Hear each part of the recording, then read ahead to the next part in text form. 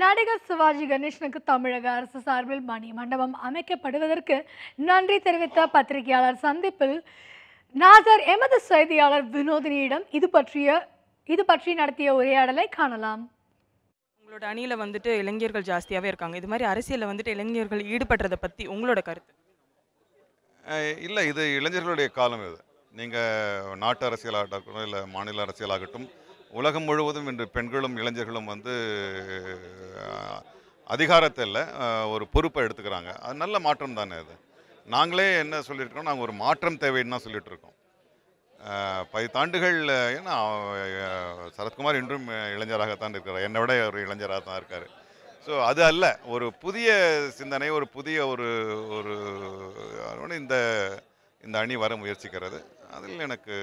இதில் ஒரு பெரிய அரசியல் பிளவோ அவங்க மீது வந்து ஒரு பெரிய குற்றச்சாட்டு இல்லை. ஒரு மாற்றம் வர வேண்டும். கடைசி கேள்வி, நீங்க வந்துட்டு இது மாதிரி பொறுப்பேற்றதுக்கு அப்புறமா, உங்களோட டீம் பொறுப்பேற்றதுக்கு அப்புறமா நடிகர் சங்கத்துக்கு உங்க சார்பில் என்ன மாதிரியான திட்டங்கள், என்ன மாதிரியான இதெல்லாம் வச்சிருக்கீங்க? இல்லை, பல திட்டங்கள் இருக்குது.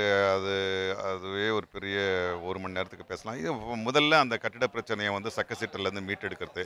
அதுக்கப்புறம் அடிப்படையில் எந்த ஒரு அசோசியேஷனுக்கும் இருக்கிற ஒரு பொறுப்பு தான். அதனுடைய அடிப்படை உறுப்பினர்களுக்கு யாருக்கு உதவி தேவைப்படுதோ அது கொண்டு வர்றது. அப்புறம் நாடகத்தை வந்து ஒரு நவீன ஒரு தளத்திற்கு எடுத்து செல்வது, உலக அரங்கு, நிறைய திட்டங்கள் இருக்குது.